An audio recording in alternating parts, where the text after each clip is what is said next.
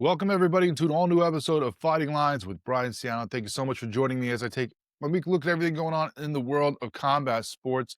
There wasn't huge cards last week like we had the week before, only two cards, smaller fight night cards, but we'll get into all that this week on the show. First up, next segment, we're going to talk to Esteban Mohawk Rodriguez coming off his big win at BKFC Michigan, the fight night there, where he dispatched Zach Cavender very quickly in front of his hometown fans in the main event. We'll also talk about that UFC Fight Night and how it was overshadowed by gambling issues and bad reffing. Can't get away from some of these things and this drama that keeps plaguing us in combat sports for sure. We'll recap parts of that UFC Fight Night in general. We'll also talk about other fights on that BKFC Fight Night over there in Michigan. We'll preview a little bit this UFC Fight Night we have coming up in the Apex this weekend. And we'll also talk about a fight that I said was a joke weeks ago, finally getting canceled, but not for the reason you think. All that coming up on Fighting Lines with Brian Ciano. Make sure you follow us on X at Fighting Lines, on Instagram, Facebook, and YouTube at Fighting Lines Pod. Listen to us, like us, subscribe, comment, give ratings on YouTube, Spotify, and Apple. Bump us up there, get us some love, get us in the algorithm, let people know we're around here. It's Fighting Lines with Brian Ciano. Coming up next, Mohawk Esteban Rodriguez here on the show.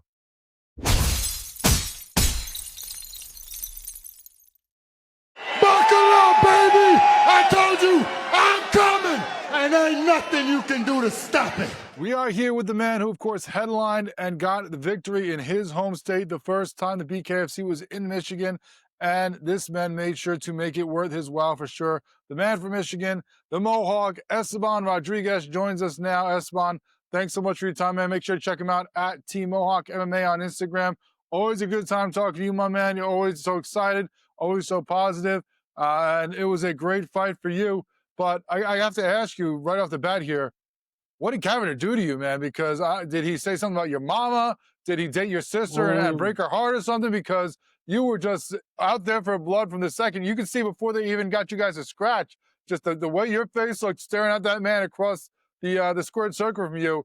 He must have insulted you some way because you looked like you were ready to kill him. You don't come into somebody's hometown, disrespect them, and try to think that you're going to show out in front of the friends and family. You know what I mean? It's like the first time I heard him come out there and say, like, oh, I'm sorry to give him an upset in front of his hometown. Like, no, no, no, no, no. That man doesn't know. We Michiganders built different up here, man. I feed off of the energy of the people. And, oh, man, did he not know what he was in store for, man? I tried to He tell certainly him, man. didn't. I was ready for war, man. He just doesn't understand. This war ready is a whole different ball game. You're ready for it for sure because, I mean, you came off the 3-second KO in your last fight with that one punch. It took a little longer this time, but even then, within 5 seconds, you jumped on him, backed him up with the right, got him against the ropes, and then started throwing. I counted, 7 to 10 punches just the first 5 seconds before the guy went down. So obviously you were on a mission from the get-go here. I was definitely shooting to be able to get the most punches thrown in the 205 division in one round, but unfortunately he wasn't able to handle the fire, man. I was really looking for that battle though, man. Like I've always wanted that war that I catch him, he catches me, and there was no doubt about it. He was one of the most toughest warriors that I've ever toed the line with, man. He caught me good, man. He caught me. I would feel like I was out for a second there, man. And I felt that moment where it was like, no, not this moment in front of all my friends and family. And I had to find a different fire, man. I went Super Saiyan in there, man, and just turned it on, and it was go time, baby. I had to send it, man. And I break the post, and I told myself, this is it. I'm all in, and this man ain't getting away from me this time. And no, no, no, no, no. And, woo, man, we stuck to the game plan, and it worked perfectly, man. Yeah, he did catch you a little bit there coming off of that, the break. Once he got back up after that first knockdown, it seemed like he caught you backed up for like a second there. You still threw, though. You still came forward. How shook were you? Was everything off kilter there at first? Or was it just like, was it like, oh, damn, how did I let him hit me? Or what was going through your head there? For sure, man. There was no doubt about it, man. Everything went right. There was one of those moments where it was like, this is my moment. This is that movie moment where it's like, do I go down? Or do I make it all go in, all ahead and just come out with something that the world's never seen before? And man, I'm not gonna lie, I was out, man. I had to go blood sport in there and go Van Dam, man. All those moments that I was able to push through. Oh, dude, I don't know how but it was just like something that I've never seen before, I've never felt before, and I went in and I pulled it out the hat, man. Well, obviously, you might have been something going on. You're off a little bit. You're still swinging. That still backed him up. That made him go back against the ropes again because he felt that power, so he knew he was going to walk into one of those again and survive it. You got him back against the ropes again, unloaded on him for a second time, get him down. He's not even trying to get up that second time. Both times you knocked him down, you're right up in his face, talking that smack. The ref had to put you away. What was going on? What were you saying to him after you put him to the mat those two times? And what Oh was going man, through your mind to get there? Because I we've seen just that didn't crosscast want to get beforehand. I up. mean, Perdomo had a problem with that, where they took so long to get him away that by the time they got the count to Adams, it was off. So, what was going on with you as you knock him down and still had to get in there and give a little extra Oh words man, there? I found myself rocked, man. I was trying to find my stepping, man, and like I had to find that figure in front of me, and like once I knew exactly where he was, that's when I knew it was time to eat. And I kind of was speaking out loud, like I can't go down like this, man. Like I'm ready for war, man. And like I was kind of speaking out loud in a way, and I was in there, man. Immediately when I kept going, we were going jab for jab. I just told myself I had to go in with that step two, and I couldn't stop touching him. And when I followed through, I told myself it's time to go all in. And I body, and I went up top again. And I just went straight for that dirty clencher so we didn't get out because he was catching me on those range shots. And he was catching me good on the range. And I told myself I'm embraced that clench. And this was that moment where it was like, I got to show this man the fire. And he called me good. So I had to make him pay for it. No doubt about it, man. What were you saying to him when he got him down those two times, when you put him down with the knockdowns? What were you saying as you were up in his face afterwards? I was just like, no, don't get up, man. Like I was just, in my mind too, I was telling myself, don't get up. I didn't think it was coming out, but I guess it was definitely out there. I was just, in my mind, I just kept thinking to myself, don't get up, don't get up, don't get up. I was definitely speaking out loud, man. And it was for sure. He got back up to that first time, man. And I was just like, oh no, man. And then right back in again. Again, I just kept repeating it to myself, man, don't get up, don't get up, don't get up, man. And oh man, it was a lovely, lovely feeling, man. There you go. So that's the whole the mystique of the Mohawk, because most people see that and they're thinking you're talking smack to this guy, you're saying stuff about him, whatever. But you're doing a public service there. You're trying to tell him like, hey, I'm trying to save you, man. You don't want more of this. So it was just you were trying to protect your opponent when you already put him down. That's what that was, huh?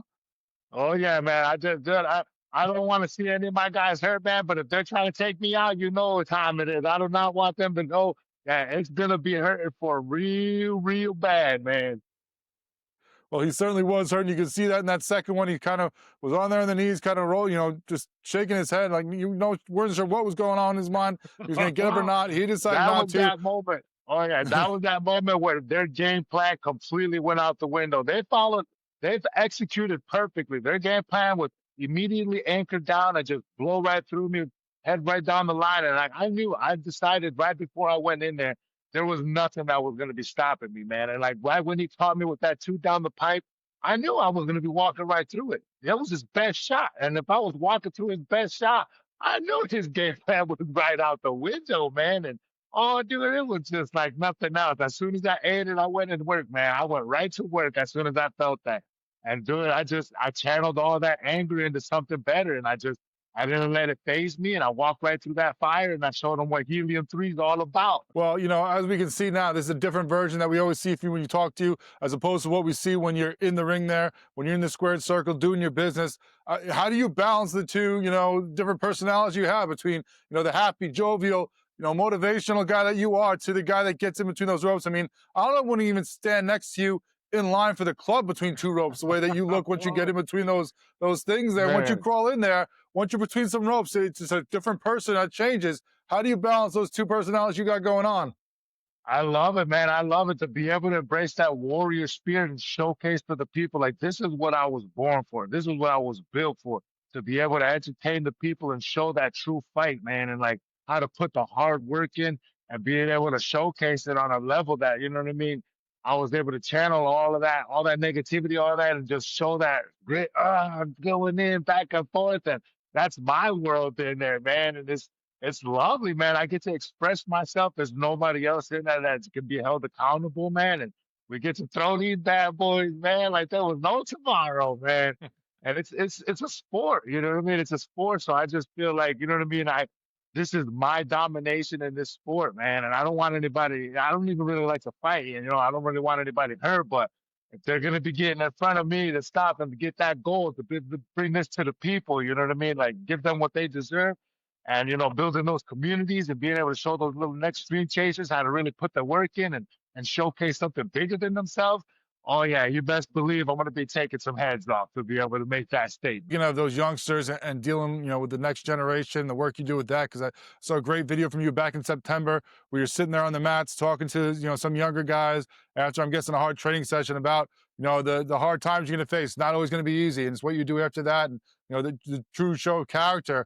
How big is that for you? You're very positive guys we see always, but how big is for you to share that with other people who, might not be Oh in that same man. mental headspace, who might not have that same, outlook on life, to be able to share that and try to, pick other people up and lift them up and show them the way. Yeah, this shows them right here. This is proof in the pudding right here. Like I had to put my money where my mouth is. I'm not just speaking to these guys out of just, watching these little videos or watching things here and there. Like I've lived through these experiences. I've went through these hardships. So to be able to show these guys instead of telling them, it's a whole nother feeling, man. And to be able to, to back up that talk that I talk, you know what I mean? Because I've always learned you can't be that person, you know what I mean, that just starts to be out there talking and get for that. Like, no, sometimes the universe finds a way to give you a humble pie, man. So that's why I made sure I left no stone unturned. I made sure I put in the work to be able to show these guys that whatever comes the way, I'm ready for that fire. You know what I mean? I'm ready for whatever comes. That man pulls the sledgehammer out and just blows my freaking jaw off, I'm still ready to go in there and handle business. And I made that choice, and I understanding, like showing these guys, you know what I mean, to being able to tell them more, hey, you guys, look, I was in that hardship. I was in that battle. You know what I mean? Now I'm able to really show them with footage on top of that what it takes and like how to get pushed, how to push through those hardships and like what it really takes to get through that and how to get through it. And everything I've been telling them is true. You're living that, you're showing that every day. You always have that cheeriness. I mean, obviously, you're always going to be happy to come in there and fight. You enjoy doing that. That's part of who you are. But how much more was it for you fighting in front of Michigan, that first crowd in front of Michigan for the BKFC, to not only be on that card, to be headlining it, to be able to showcase it? What was it like for you?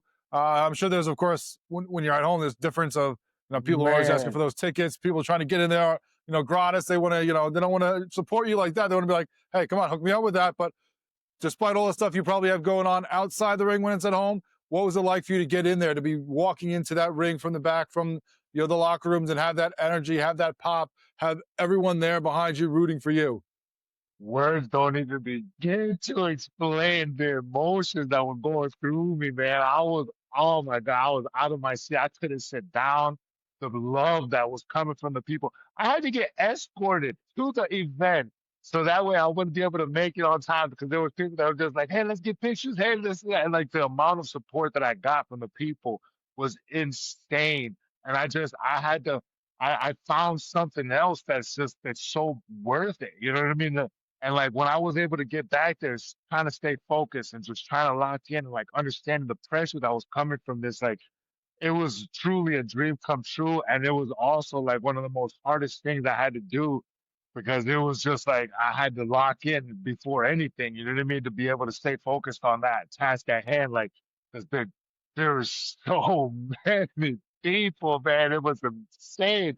If there was ever a moment that I like, that you could feel like what Conor McGregor or those other top celebrities went like, that was that moment. And this was that moment where it was like, wow, I feel I feel the love, man. You know what I mean? And it's like I felt something different that I never knew was even possible. And man, I could not let the people down after that, man. It was just, oh, I had to give the best Mohawk that they've ever seen before. I mean, that's what I said on this show last week when I was looking at these fights, when I was talking about what was going to go on. I'm like, you think Mohawk is going to lose in front of his hometown fans? Get the hell out of here. He has Oh, to win no, this no, fight. no. And you showed up for sure. You showed up for the fans. You showed up for Michigan, made a statement there to end that card. It was a great night for you, I'm sure. I mean, what was the after party like when you're sitting at home there? I'm sure you got to have a big after party for all the fans that are there supporting you Man, too. You can't it just end was it after the fight, insane. right? Oh yeah, no, we went to Ascend, which was right there in the casino that was there. Oh my goodness, it was like the line from when I got stitched, it probably took me about an hour and a half to get stitched up. They had the best doctors back there doing their thing. They worked their magic. They put my face back on me. And man, the people were still there after like an hour and a half after the show. Everybody was waiting there. I get out there, Mohawk, Mohawk, Mohawk. I was like, oh my God, I love you. I love you all. I took a picture with literally every single person there. It took me maybe 30 to 40 minutes to even get to a set. Once I got there, I noticed there was too many people to be able to take pictures with. So I just started chanting, jumping in with the chants, and I jumped on one of the chairs. I showed the people I was there, and it was just something else, like something out of a movie, man. Everybody was going nuts. Like to be able to deliver on that aspect, I felt the people were there, and they were just like, yo, thank you, thank you, thank you. And their energy was screaming thank you and gratitude and appreciation to be able to deliver on a level like that. Because man, you know, having somebody come from out of state talking crap, you know what I mean? And like you get to that point where you're like, man, the little small sense of you doesn't really sometimes like to be that person. But there's also that little part of you that's like, oh man, that guy can't be coming over here to the home turf and try to take over. Like, no. And then for me to be able to defend and deliver on that, oh my goodness. The words don't even begin to explain. It was just a tsunami of emotions and goosebumps and just it was so much excitement and appreciation in that room, and just the energy was just you could cut it with a knife, man. You could cut it with a knife. I'm sure, man. I know you bring yourself, but you got that many people doing the same thing for you. It's going to be an epic night, a night that could probably only be outdone by maybe winning a title when we get to that point. But I mean, after the fight, Dave Feldman said in the ring, yeah. he said you're one of the the faces of the BKFC. Is it feeling like that? You getting this fair treatment? Man. And if as much as we love seeing Mohawk in the U.S. here, maybe we take this on the road. I mean, let's get a free trip to Spain or Italy or some of these other cards. Like, let's get you on the road if you're one of the faces of the BKFC, right? They send the Mohawk anywhere overseas. You better believe I want to be bringing. You listen. Wherever they send me, I'm coming to bring the action. I don't care how long they've been training. I don't care who they've been training with. We coming out with some bangers, I'll tell you that. And either they're going to be carrying me out on my field or they're going to be carrying out that gold right over my shoulder, man. So one or the other, though, man, I'll tell you, I will give the people what they want. And if they give me that opportunity to be able to represent all the beautiful state, I'll be able to go out there and give them exactly what they want. A brutal fight, baby. Speaking of that gold, I mean, that's what you're chasing. That you talked about that. Anyone in your way is going to get dispatched. It's no ill will. You want that title. What do you think? Do you think that you deserve that shot at this point? I mean, I don't know what's going on with the BKFC right now. They don't even have you in those top 5 rankings. I mean, the division's a mess to begin with, and they don't even have you in the top 5 at 5-1. What is going on here? When they do the update on all of that right now, they're going to be having me right at that top. Mark my words. There's not a thing these men can do to stop it. I'm coming for that belt. I'm going to be jumping that line or I'm going to be blowing right past them. Either one of them is going to be fine with me. But at the end of the day, I'm going to be holding that gold. And I'm going to be bringing that belt back to the people because that's exactly what they want and that's exactly what they need. These communities need a champion like this, man, that's going to be able to actually give back to the community, actually give the people hope. I get to be that living beacon to show them that there still is hope. There still is that opportunity to be able to chase, to be able to make something great of yourself. And oh, baby, believe me when I tell you, I'm going to leave my name with some of the legends at the top. What do you think of this division where it stands right now? We saw Sakara and Camozzi fight in Italy. I mean, honestly, I thought that judging was complete crap. I thought Camozzi won that 3-2 easily. If not 4-1, it's just to still be holding the title, but it was in Italy, so they gave it to Sakara. Do you think that those guys get rematched? You got to fight somebody else. Do you think you get a shot off of this one? What's been talks with Dave since this fight? I feel like, man, it doesn't matter where them boys go, man, one way or another. I'm going to be coming for both of their heads, man. One of them I know definitely is the real champ. The other one's holding my belt, and I'm going to be coming for that belt one way or another, man. There's not a thing that them boys can do to stop it because they better hit that treadmill because I'm coming. And, speaking of that, as a guy who's in there, now, obviously, you don't want to go to judges. We've seen that. Most of your fights do not go. The one loss you have is when it got the distance. It went to the judges. So now we've seen you be even more aggressive ever since then. But, I'm always interested to see, for a guy who's been in there, a guy who is doing this as a fighter, What do you think of the way things have been going right now in combat sports? There's been a lot of controversy with judges getting things wrong, with refs screwing things up. I mean, honestly, I thought in that Sakara Kamosi fight, they missed in the second round a knockdown for Kamosi. I thought he should have Oh gotten a yeah, 10-8 round there that would have yeah, changed it. no, one What do hundred you think of percent. some of the controversy? And do you think as a fighter that are you in favor of open scoring? Because I Me, want to know where I'm standing the whole time, but I don't know. You tell me. me personally, man, I say get all the judges out of there, man. I don't want to leave anything in the judges' hands anymore. From here on forward, you best believe when the Mohawk steps in there, the judges get a night off. I don't like the way that they handled that business, man. And when them boys come to step in the ring with me, man, I'm gonna be taking them out. There's no ifs, ands, or buts about it. They don't need to worry about bringing in the judges. All right, before we let you go, you've talked about how far you've come, how, you've climbed up from some hard times to where you are now. What's it been like for you through your BKFC career? Where do you feel where you stand now? How do you feel from where you started to where you Man, are now? it has Obviously, it's been a been. big change in your life, big change in your combat sports career. When you're looking back right now, not that you're anywhere near the end, because there's still plenty more years in the Mohawk, hopefully, but, Oh yeah. how do you feel Oh from the yeah. start of your career in the BKFC to where you've risen now in these ranks? Man, I am here to show the people that hardship is so worth it, man. Listen, I've put in tooth and nail. I've sacrificed everything and I've burnt the boats. And I am a living testimony to show what happens when you put that blind faith in, man. I walk with all God's armor now, man. I'm God's beautiful monster now, baby. And I'm showing them what hardship and hard work does. Man, we are coming like a force that has never been seen before. And I will be changing the next definition of pressure because I'm coming like they've never seen before, man. And ooh, baby, I'm just here to start it. He is the Mohawk Esteban Rodriguez, of course, winning in a first round KO at home in front of his fans in Michigan, the BKFC last weekend. And we're looking forward to seeing what is next. Esteban, thanks so much. Heal up, man. We'll talk to you again soon. Thank you, Looking forward brother. to see what your next chapter is with the BKFC. But the love, baby, because I'm coming.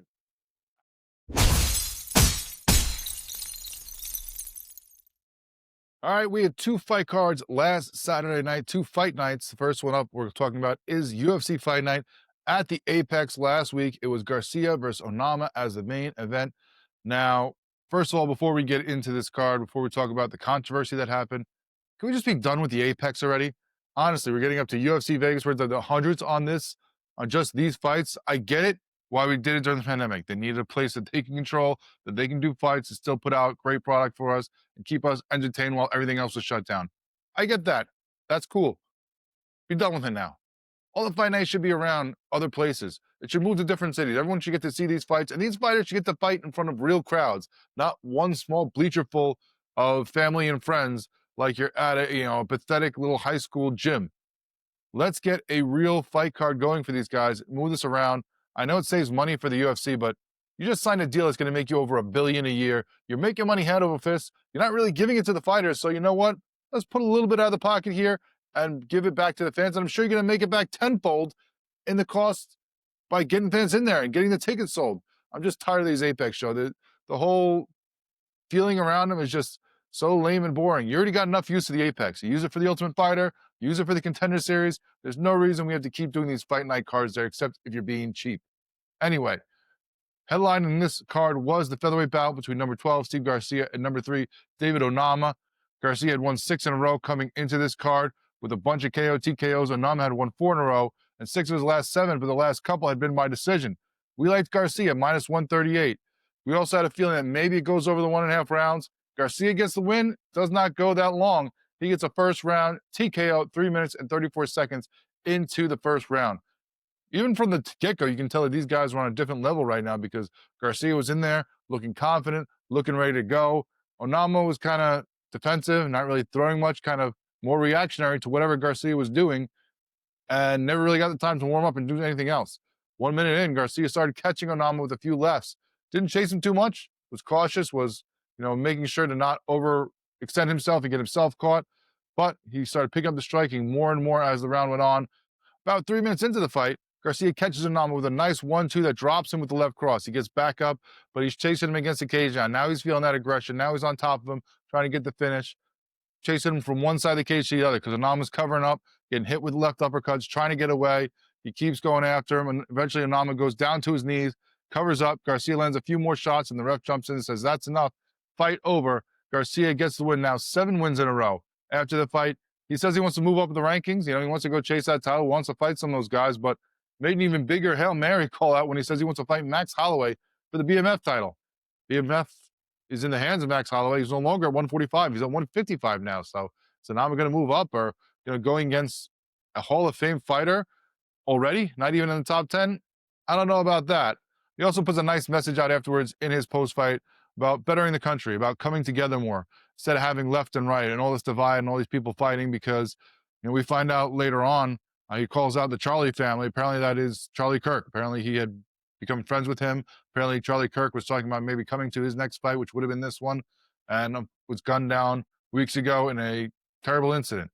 So he was calling for, no matter what you believe, Republican, Democrat, left, right, that we need to stop all this infighting, that we need to bring this country together, and a nice message for him. So, appreciate the sentiment for him. Hopefully more people can do things like this and we get a better, more homogenous society we got going on here. But either way, a good job by him in not just his speech, but also in the cage, doing his business there and getting a win to see himself climb up these rankings.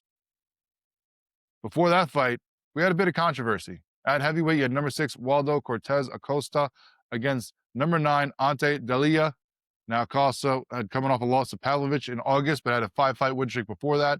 Delija was the former PFL fighter, only had one fight in the UFC.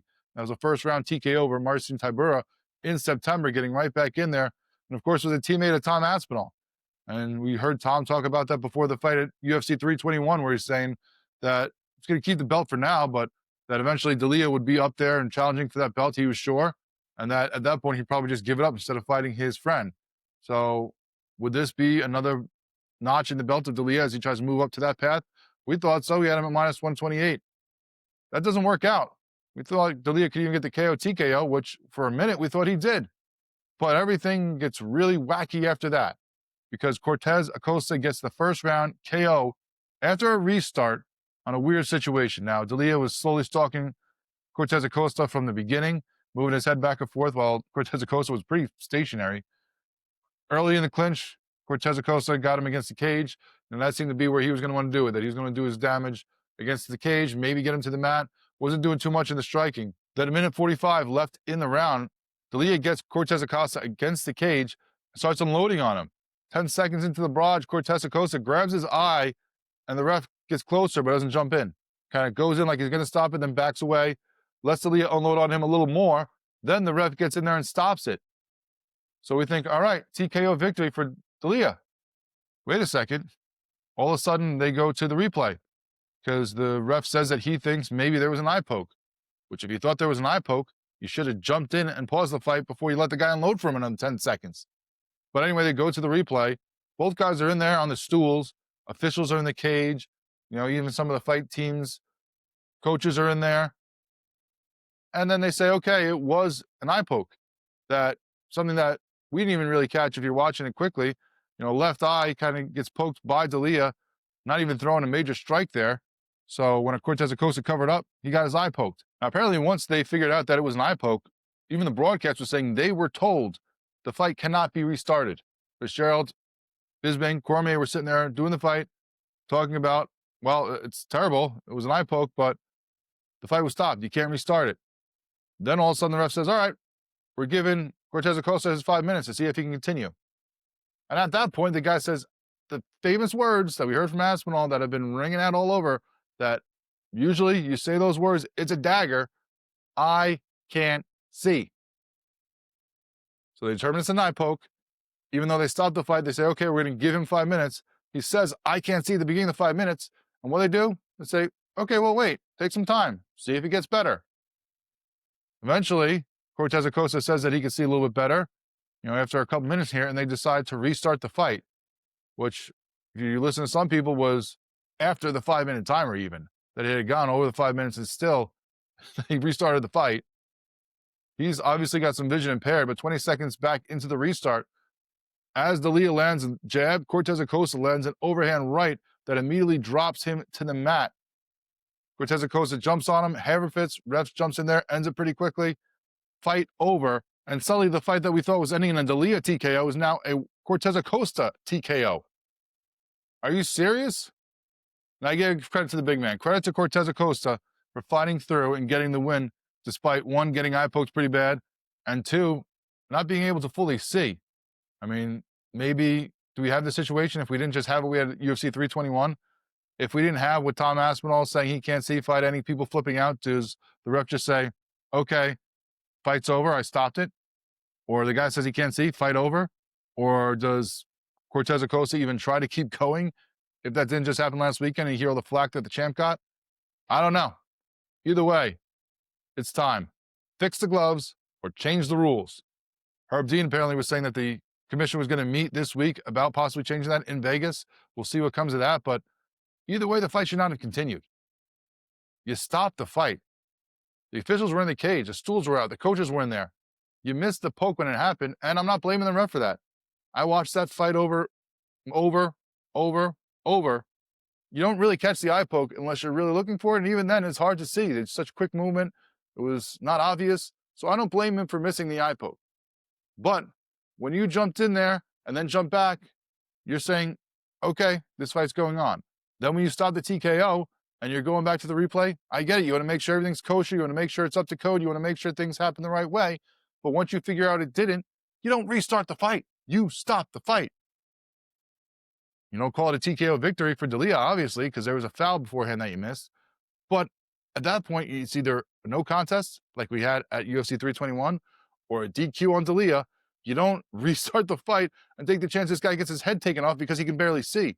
Credit to him for fighting through. Credit to him for getting the win, but that's not what you're supposed to do. And it's not the job of the ref to put the guy back in there in an altered state and hope the best. You're supposed to protect the guy. So once he can barely see, you don't restart the fight. That's ridiculous. Again, I don't blame him for missing the eye poke originally, but I do blame him for restarting the fight. That's just insane. Also, earlier in the card, I talked about this one last week in the preview. You had, right in the middle of the prelims, a women's bantamweight battle between number 3, Ketlin Vieira, and number 4, Norma Dumont. Dumont was the favorite at minus 166. We liked her to win the fight. We thought better plays might be going the distance over the rounds, because obviously both these women go deep into fights. The odds for those when they came out were just disgusting. Minus 440, minus 350, not worth even putting any money on. So if you want to go Dumont by decision, that was a decent bet at minus 115. So you could have played that one and made some decent money here, because Norma Dumont gets the win by split decision, 29-28 on 2 cards, 28-29 on the other one. Now, the first round was Vieira's. You know, she had Dumont moving around, had her on the mat in the second half of the round, on her back, went for a triangle choke, had her back at some point, couldn't finish it. Dumont survives. We go to the second round. Now, Vieira gets a takedown again in the second round, again in the second half, but this was a little different. Dumont was able to neutralize her when she was off her back. She was able to throw some strikes, which we saw the refs counting more at UFC 321. She also did a better job on the feet in the first half of the round, so I think that Dumont gets that one. You're even going to the third, where Dumont is able to pick her apart on the feet for most of the round. And I think that puts Dumont up 2-1 in that fight, and I think she wins 2-1. That's what she gets on 2 of the judges' scorecards. Question is, what happens to Dumont now after this win? She was number 4 in the division. You check the rankings now, she's moved up to number 3, jumped over her opponent, who was just slightly ahead of her. But does she get the next title shot? If Kyla Harrison isn't fighting Amanda Nunes, is it Norma Dumont's shot to have? I mean, if you look at the rankings, she's number 3, so maybe you don't put her in there right away, but you know what? I do, because who's in front of her? You got Pena and Pennington sitting right in front of her. Pena, coming off the loss to Kayla Harrison that gave her that belt, hasn't fought since. Pennington, coming off the loss to Pena that put her in the title that Kayla Harrison took from her, hasn't fought since. So neither of those fighting since they lost the title. You need fresh blood. Throw Norma Dumont in there. Of course, with the caveat that the Lioness has not come back to challenge for the belt that she gave up when she retired. Now, the big story from this fight card was one that probably wasn't on a lot of people's minds, which is why it became a target probably of what it was, which was some shady, shady action. At featherweight, you had a battle between Isaac Delgarian and Yadier Del Valle. Delgarian was 7-1 coming in for his career, 2-1 in the UFC. He was coming off a second-round submission victory here. Del Valle was 9-0 in his career, but only one fight in the UFC, which was a first-round submission back in May. Delgarian, a big favorite, minus 270 in this fight, almost a 3-1 favorite. It's pretty sizable. But the fight ends up going to Del Valle by first round, rear naked choke, 3 minutes and 41 seconds in. Now, people didn't know beforehand, if you weren't watching these lines move like that all of a sudden before the fight, there was a big change. Apparently the UFC knew, because obviously all these leagues work with partners that monitor these things. You have to. You got to make sure things are on the up and up. So apparently, what we thought was an hour before the fight, and Dana White has since said was even earlier, they found out there was some shady betting going on. And they went to Bulgarian and said, "What the hell's going on?" And of course, they said, "Nothing. We feel great. We're going to steamroll this guy. We're going to kick his ass." But that's not what happened. Let's start off by talking about what happened in the fight itself. Now, early on, Bulgarian goes for the takedown. Doesn't get it, even though it looks like he has it in deep. Del Valle fights him off, does a good sprawl, and eventually throws on a guillotine choke. Bulgarian gives up on the takedown. Del Valle is looking like he's going to go for the choke. Eventually gives up on that, gets it to the mat where he's got side control. But Bulgarian has a hold of one of his arms, so he can't fully get around him, can't fully get the bad position. And instead of holding on to that, he starts punching at his opponent. Starts punching at Del Valle. Cormier even points it out on the broadcast that you don't throw the punches. You hold on to the arm. You keep him off you. What are you doing? That's a rookie mistake. Stay safe. Don't let him advance the position. Now, eventually, Del Valle gets the back, locks in the body triangle, and starts to go for the rear naked choke. Again, Bulgarian starts throwing punches as he's trying to get out of the choke, not trying to fight the arms, not trying to pull it away, and is called out again. He's getting flattened out. He's getting, the punches thrown at him eventually, which, okay, you got to fight them off. But through all this, instead of really fighting the choke, grabbing the hands, trying to pull it apart, he's throwing punches. And the broadcast is seeing this, and they're saying, "What are you doing? This is rookie stuff."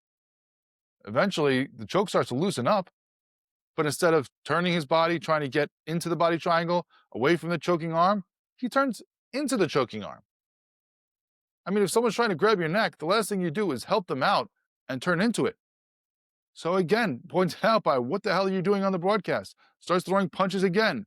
And now certain guys, Bisping was kind of giving him a little bit of a, lifeline there, saying, well, sometimes when it's just the last thing, you don't know what else to do. You start just throwing punches, try to break it up. But this guy's supposed to be great on the ground.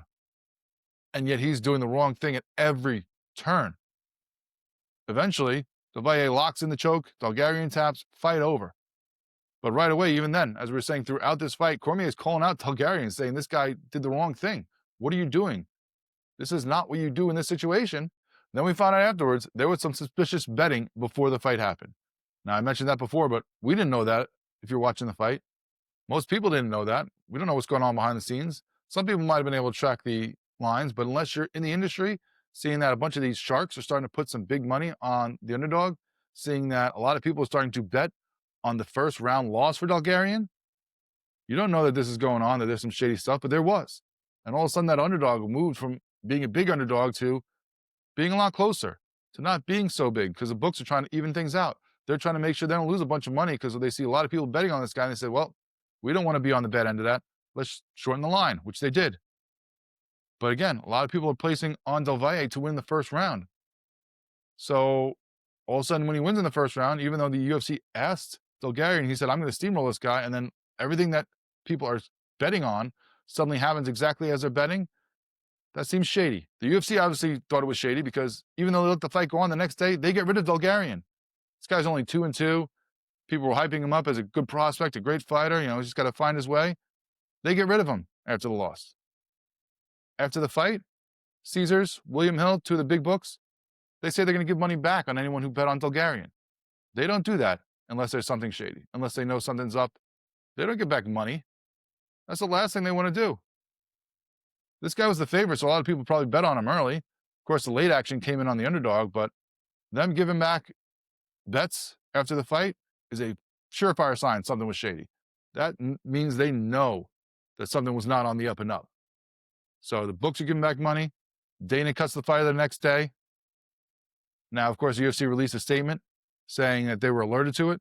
They're investigating. Not much else, because not much else they can say until they really go through this investigation. And they're not going to implicate themselves in saying, "Yeah, we heard about this, but let the fight go on anyway." They're just going to say, "Well, we're looking into it," because that's what they're going to do. They're going to play it safe. Now, Dana has come out and said he's the one who called the FBI. He's in tight with Trump and all these guys. So he called Cash Patel, who's been at a bunch of UFC fights during his time as head of the FBI, so that he was the one who reported it. But still, you let the fight go on.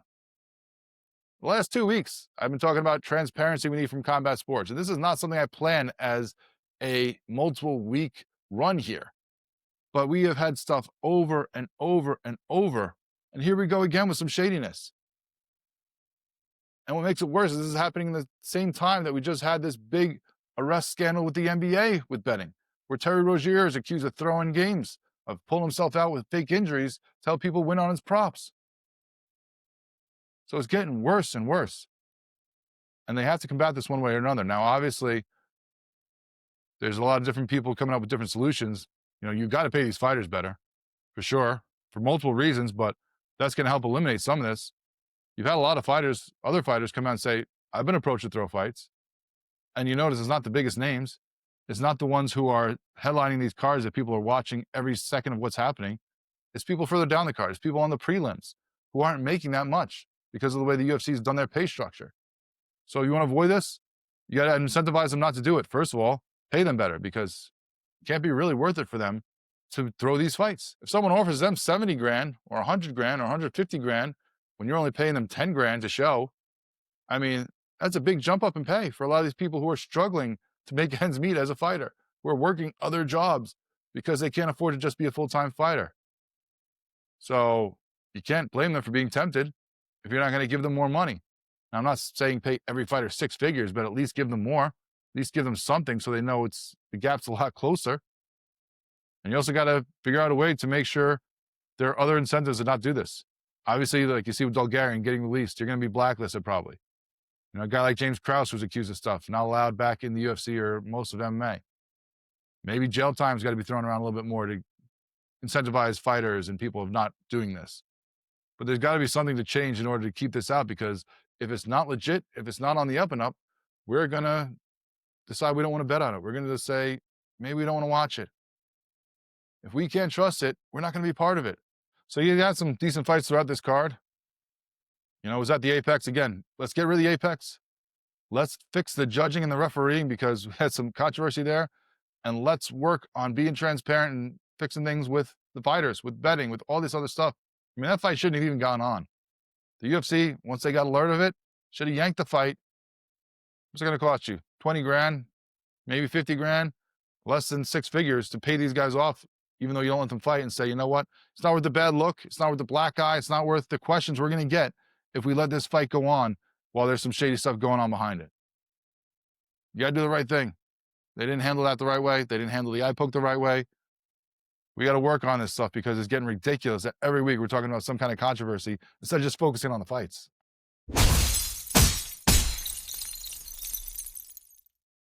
All right, the UFC wasn't the only one in action last weekend. The BKFC had a fight night as well.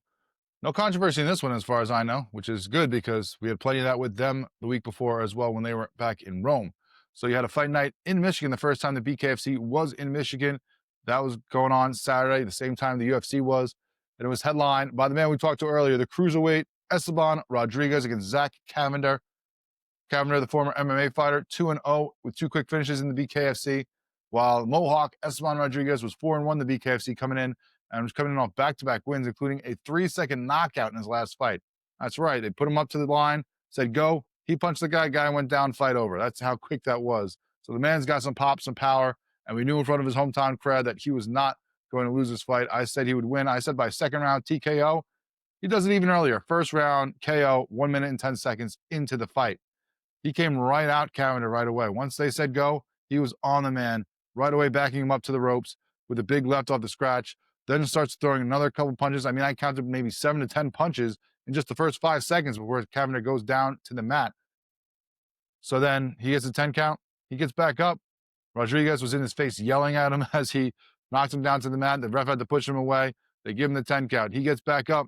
Rodriguez comes right back at him, but it's almost to his detriment as he gets caught with a nice 1-2 himself. He gets a little shaken up, kind of backs off for a second, but still keeps throwing, putting those punches out there, keeping his opponent at bay, and then eventually backs up Cavender again to the ropes, starts throwing, dropping some big shots, drops him for a second time, again, just over 50 seconds into the fight, again in his face, talking that smack, and then is backed off.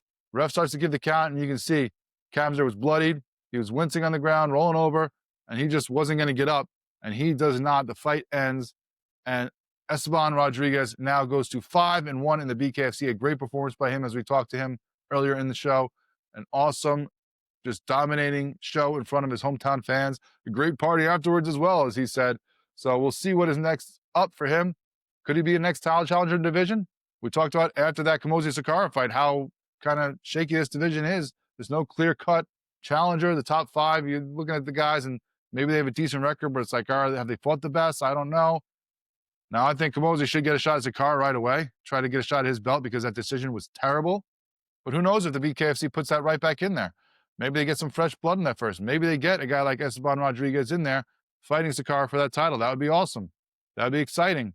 I don't know. Either way, with these 3 guys, those should be the top 3 in the mix. Sakara with the belt, Camozzi, who just got robbed of the belt, and Mohawk Rodriguez, who is now 5-1 and with some serious finishes in the last couple fights. Those should be the 3 you're figuring out of who's fighting who for that cruiserweight title. Then, before that, as a co-main event, you had a featherweight battle between Nathan Rivera and Tommy Stratum. Now, Stratum had won his first 4 fights in the BKFC before getting a title shot against Kai Stewart and getting dominated in that fight. A unanimous decision loss. Rivera was unbeaten in the BKFC, coming in 4-0, coming off a 4th-round KO over Alex Castro. Now, of course, the Rivera era, as he likes to say, is in full effect. The man comes in there, he's flashy, he gets finishes, he makes predictions where he's putting envelopes underneath Dave Feldman's seat before the fight, telling him when he's going to finish these guys, and sometimes it comes out that way. Well, he gets another finish. We said 3rd-round TKO. He gets a 3rd-round KO, 34 seconds into that round. Early on, Rivera was coming forward and landing from distance, then lands a good right on Stratum, a little more than halfway through that first round. Both guys using a lot of head movement. The rest of the round, both guys are waiting for their spots, kind of not throwing too much, being respectful of their opponent and respecting the power that they had. Stratum comes forward to start the second, but Rivera is still catching him. Stratum's landing a couple single shots while Rivera's landing 2 or 3 punches every time he throws. And 30 seconds left in that round, Rivera lands a glancing right off the top of the head that Stratum that drops him. Wasn't kind of a dead on, right down the middle on the nose. They kind of glanced off the forehead, but it dropped Stratum. It was a good punch. He gets up. Eventually, we go to the next round. In the third, both are landing some good shots to start the round, but then 15 seconds in, Rivera lands a nice 1-2 to the jaw that after 2 or 3 seconds, Stratum kind of backs up, and then as Rivera's coming at him again, goes down, tries to protect himself, and he goes down to the knee, starts getting the count, but he's not getting back up because the whole time he's checking that jaw because something doesn't feel right, probably broken or at least fractured, and he doesn't even try to get back up and answer the 10 count.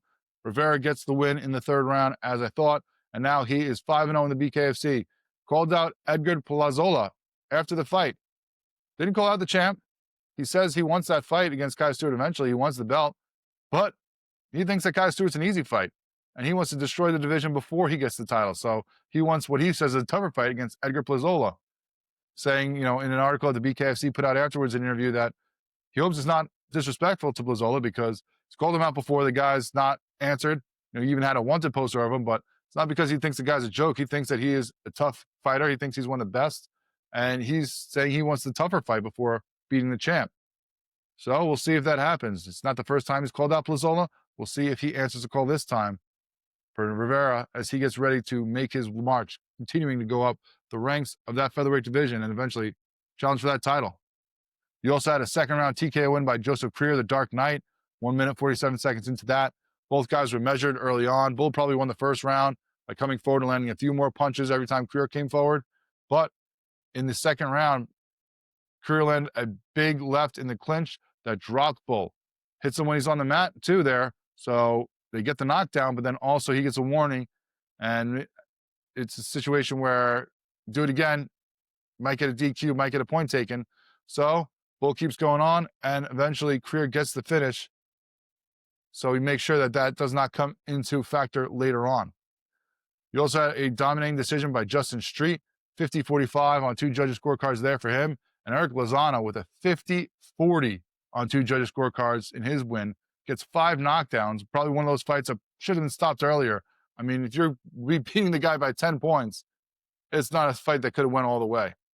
BKC is going to be back in action November 15th in Palm Desert, California. That's where we get Dyer versus Hunt 2 for the light heavyweight championship. Now, of course, that was the fight that was announced as Dyer versus Mundell for the light heavyweight championship when we were back in Newark at BKFC 82. But things changed. Hunt's back. He's in there. Hopefully it's because they're making Mundell versus Perry. Hopefully it's not an injury or they just pulled the fight for whatever other reason, because that would have been a great fight. This should be a good one too. We'll see what's next for that division when we return with the BKFC.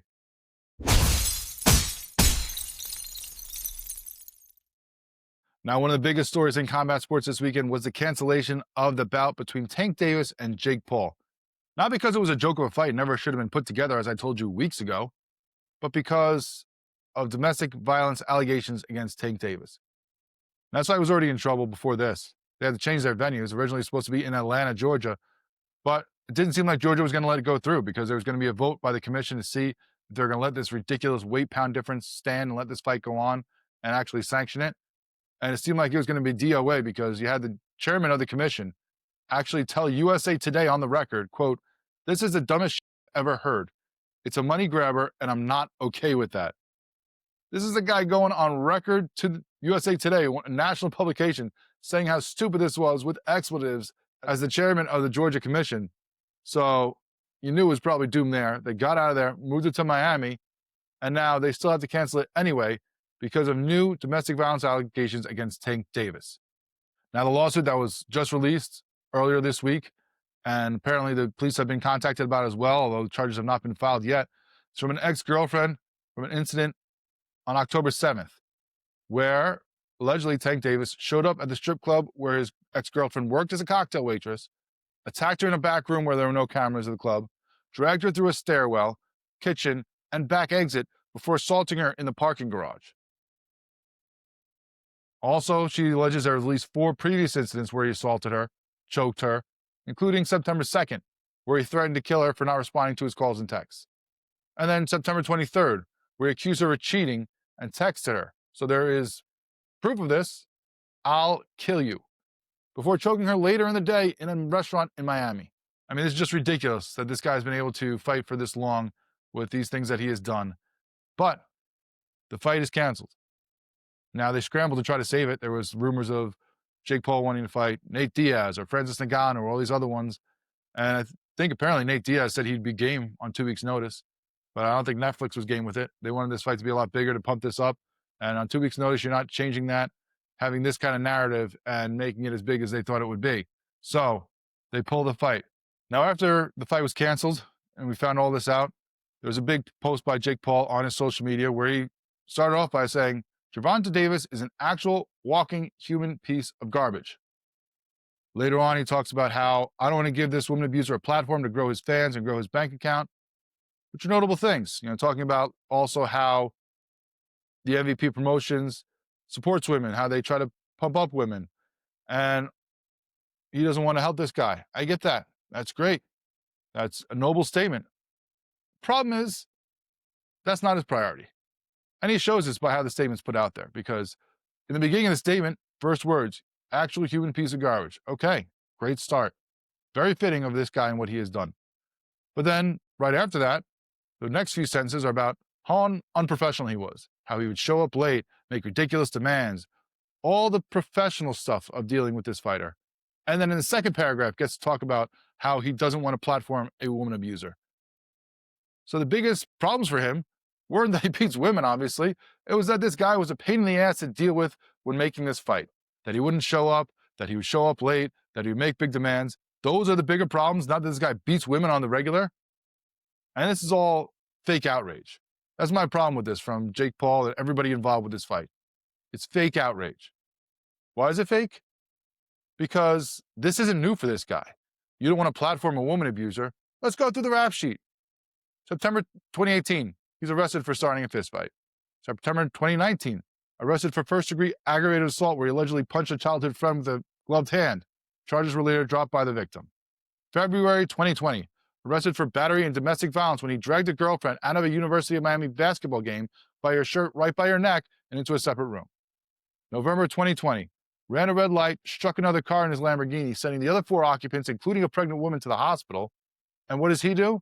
He jumps in somebody else's Camaro that shows up a couple minutes later and gets away from the scene. Now that one, he somehow managed to only get 3 years of probation and 90 days of house arrest, but he didn't even live up to that. Halfway through, he got thrown in the clink because the guy didn't live up to the house arrest, had to finish the rest in jail.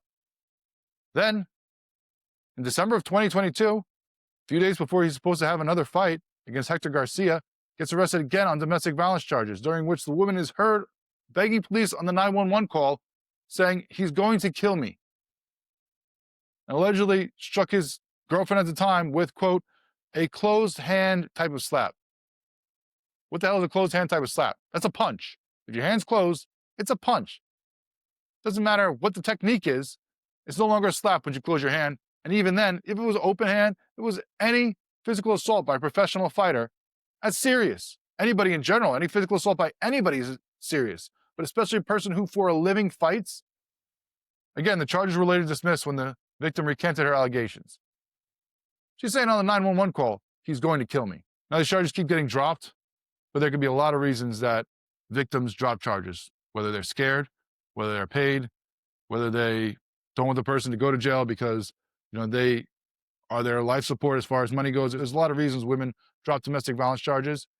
And if it was one time and there was discrepancy, maybe you can say, okay, I can understand maybe the guy wasn't part of this. It's been multiple times this guy has happened.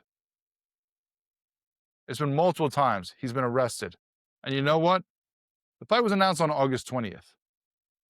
What happened on July 11th, if you want to go back and check the record, if you want to go look at the stories? Oh, he was arrested again for punching his ex-girlfriend and baby mama in front of the kids on Father's Day, slapping her around. She alleged also that there were 10 other unreported incidents during their relationship before this happened. Again, charges were later dropped when the victim declined to prosecute. This guy has been doing this over and over and over again. This isn't new for him. You didn't think this guy was a Boy Scout and then all of a sudden find out he's a monster on this lawsuit. You knew who the guy was and you've let it go on and you made a fight against him. So don't tell me, well, I don't want to platform a woman abuser, because that's all he was before you made this fight. Don't tell me you are all about women and it's all about platforming women and it's all about propping them up when the statement starts with, he's so unprofessional, he shows up late, he makes big demands. If the first thing you're not putting is that this guy is a human piece of garbage because he beats women, then that's an afterthought to you. And your outrage isn't real. And you know what? Let's not just pick on Jake Paul for this, because this has happened through combat sports forever. Floyd Mayweather was thrown in jail for hurting his baby mama. Mike Tyson was found guilty of sexual assault.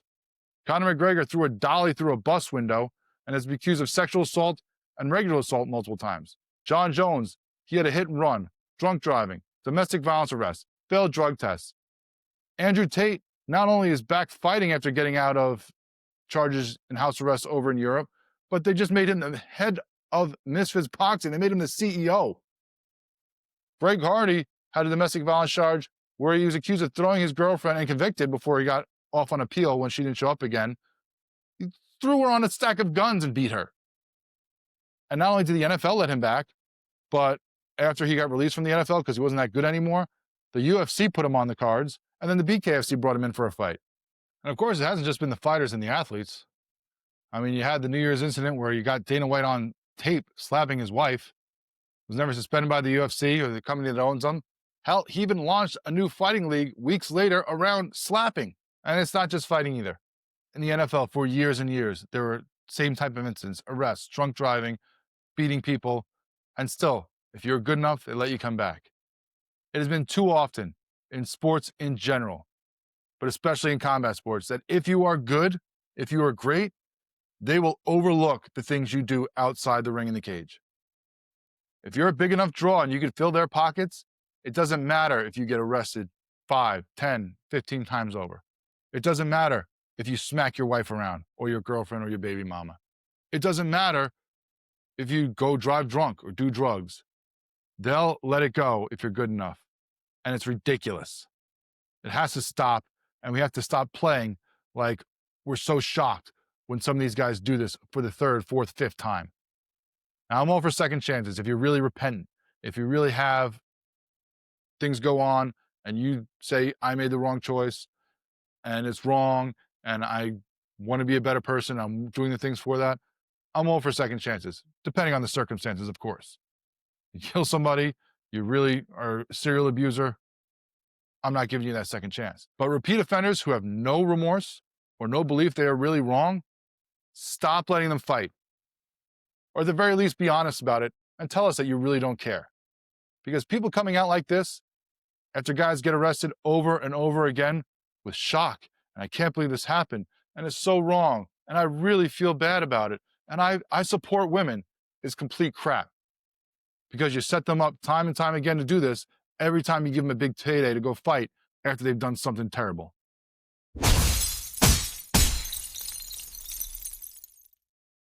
All right, well, we do have fights this weekend for the UFC back at the Apex, 7 o'clock Eastern time on Saturday, ESPN Plus. It is headlined by Bonfim versus Brown. Now, just like last week's card, there are very few ranked fighters on it, and the highest ranked fighters is actually a women's fight that's buried in the middle of the prelims. That one is the women's bantamweight fight between number 10, Mayra Buona versus number 11, Jacqueline Cavalcanti. Silva, the Brazilian, most of her wins are by submission. It's also the last 3 fights. She's on a bad streak here. Cavalcanti is mostly by decision or TKO. She wants to stand and trade. She's got a 4-fight win streak in the UFC. All those are by decision. So who's going to control where it happens? Will it be on the ground? Will it be standing? Cavalcanti has an 84% takedown defense. Both of them go late into the fight. So I like Cavalcanti to win it at minus 280, but it might be too rich. So maybe you pick it to go the distance or over rounds, depending on the pricing. They might be decent plays. Or the odds on Cavalcanti by decision, because that'll drop things down. Of course, it limits how she can win.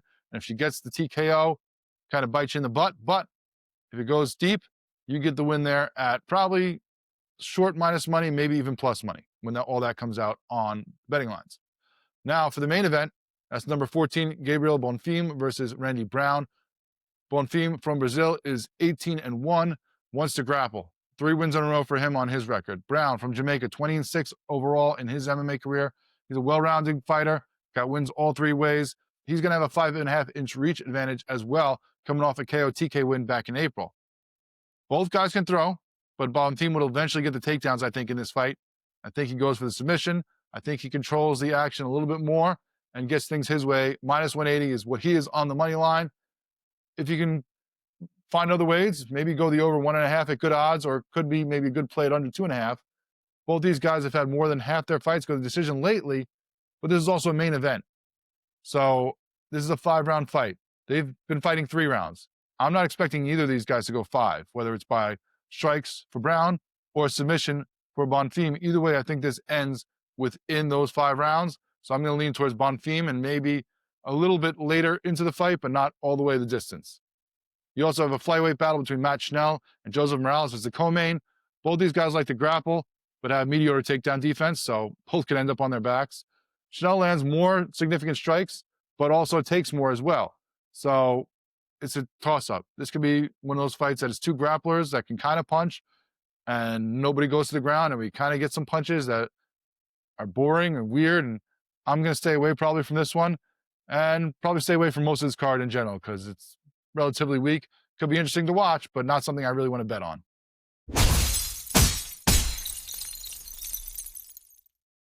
Now, before we get out of here, there's one more topic I'm going to touch on. I'm not going to spend too much time on it because, I just feel like this person is getting hammered from every angle and every person right now. So I'll just say a little bit about it, but not go too deep into it. And that is, of course, one of the greats of women's MMA, Ronda Rousey, coming out and going out on this tour that she's doing, this media tour to sell her book and be back in the mainstream here. And she's just ripping apart everything involved with the UFC. She's just burning that house down. The house that she built for women's MMA, she's just trying to tear it apart down to the studs, it seems like, because she has gone on interviews where she has ripped Joe Rogan. She has gone on interviews where she has ripped MMA fans, broadcasters, the organization, everything that built her into what she was after, her great Olympics. Came in there, became the face of women's MMA, became a champion, became one of the most dominant champions in a while before people like Amanda Nunes came around. And now, after years of being over in wrestling and years of being out of the limelight, has just decided she hates it all, it seems. And this is someone I knew, not personally, but, I dealt with Ronda early in her career, before she ever made it to the UFC, when she was winning titles over in Strikeforce. We had her on the show that I worked on with Scott Farrell. We talked to her before she went and fought for that Strikeforce title, ends up getting it. We say, hey, let's try again. Let's try to get her right back on. We brought her on the show a couple days later, and she came right on, to her credit. She was very humble. She was cool. So excited to have that belt. She was driving, I think, through upstate New York at the time with a friend, trying to get back home to go train and go hang out where she was. And ends up getting pulled over while she's on the phone with us. So go back to my appreciation of her career long before she ever got to the UFC. And things definitely changed as she got bigger, as she got a bigger name, a bigger love from fans of MMA, and how she became the face of parts of the UFC for a long time, headlining pay-per-views. The first women's title ever on the UFC was, through Ronda Rousey. The first women's pay-per-views that where the headliners were women were Ronda Rousey involved. So she became huge, made movies. And then first loss seemed to change everything. And now she's coming out just really ripping apart everyone and anything that was connected to her time in the UFC. And I don't know what's going on with that. There's got to be something else behind the scenes here, some kind of hurt, some kind of bad feelings from things that might have went on as she had her losses against Holm and then Nunez, or her contract negotiations afterwards. Who knows what it is? I don't know all the details, so I'm not going to pretend to know where she's coming from with all this. But I will say, from what she has said a lot over the last couple times, last couple interviews she has done, I don't agree with her pretty much at all. Now, if she wants to rip Joe Rogan's knowledge on something that is just about anything else on his podcast, whether it be politics, society, history, yeah, I'll agree with her. But with MMA, just because he never stepped in the cage doesn't mean the guy doesn't know what he's talking about. He's been around the sport since it was barely hanging on to now, has trained over and over, talked with countless fighters. Now, I'm sure there's going to be some extra knowledge that he might have gained being in there, being in the cage, being a fighter. But the guy knows what he's talking about. So I'm not going to agree with her on that. Then, as far as you want to rip the organization for how they treated you, I mean, they built you up huge. Sure, you had great run in the Olympics, but U.S. American fans, they don't nearly care enough about Olympics for certain sports like that. And they should. You should get all due respect. And I think someone like Kayla Harrison, who came after her with the same kind of titles, got even more respect than maybe Ronda did. Maybe she was able to pump that up. But from the time you entered the UFC to what it built you into, a small combat sports fighter that then was built into a movie star, into the chance to be a WWE superstar, that wouldn't happen without the UFC. And I know there's probably some issues with the organization on the back end, whether it's pay, whether it's respect, and those ones I can understand. But you got to give credit to the UFC building you up to what you were too.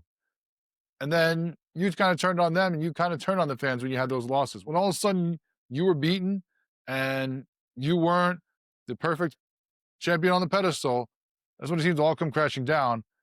And then going against the fans, saying that the fans are horrible, that they don't care, that they bury all their champions and think they're nothing once they're gone, that's a complete load of crap. People still think Anderson Silva is incredible, even though he hung on too long and took a bunch of losses at the end. People love GSP. They idolize that guy. The whole nation Canada wants to be him.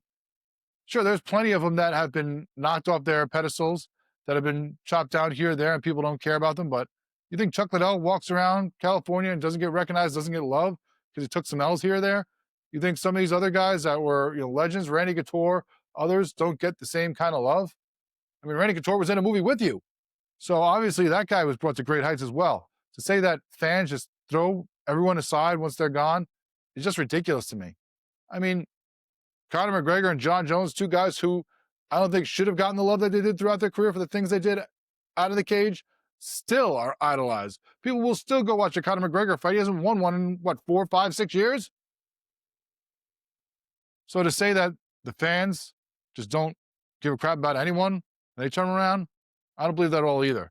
The fans loved you. Even after you lost to home, they still loved you. And then you turned on them and you ditched them the second you could to go to WWE. And I don't blame you. That's a good payday. You wanted to be a wrestler? Great. But I don't get the hate right now that she's throwing out at everyone that ever helped her and helped build her career and her life to what it is now.